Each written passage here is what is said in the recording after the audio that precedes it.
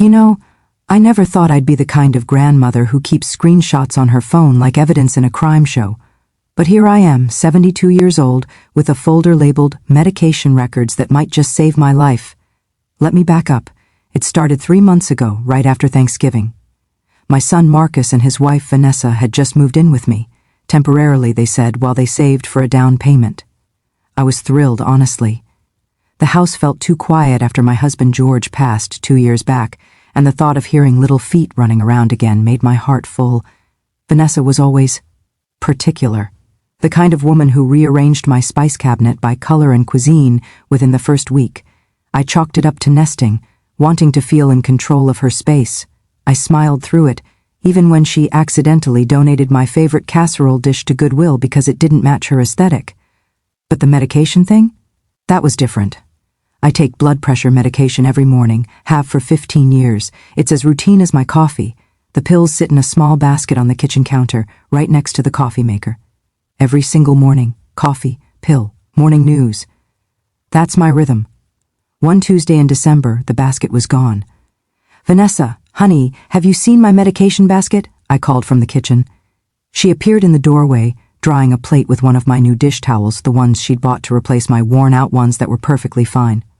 "Oh, I'm so sorry, Mom. I was organizing and must have put it somewhere. Let me help you look." We searched for 20 minutes. She checked the bathroom cabinet, the hallway closet, even the garage. Sweet as pie the whole time, concerned and apologetic.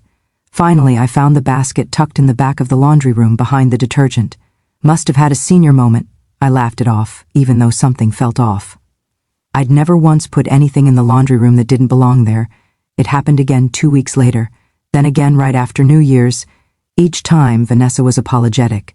Each time, she helped me search, and each time my medication turned up in increasingly bizarre places, the garage rafters, inside a box of Christmas ornaments in the basement, once even in the pocket of George's old coat in the back of my closet. Marcus thought I was being paranoid when I mentioned it. Angie happened to me. I thought about Vanessa's frustration every time Marcus sent me money for groceries or house repairs. The comments about how long I planned to stay in such a big house. The next morning I did something I never thought I'd do.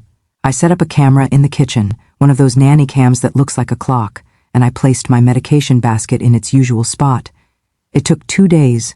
I was supposedly at my book club, but I'd parked around the corner and was watching the camera feed on my phone. Vanessa walked into the kitchen, looked around carefully, then picked up my medication basket. She didn't hide it somewhere strange this time. She walked straight to the garbage can, lifted the lid, and dropped the entire basket inside. Then she covered it with coffee grounds and banana peels. When she turned around, I could see her face clearly on camera. She was smiling. I'm sitting in a lawyer's office right now waiting for my appointment. The camera video is saved in 3 different places. The pharmacy logs are printed and in my purse. My suitcase is packed and hidden in my car. But here's what I haven't figured out yet. Do I tell Marcus what his wife really is, or do I protect him from the truth a little longer?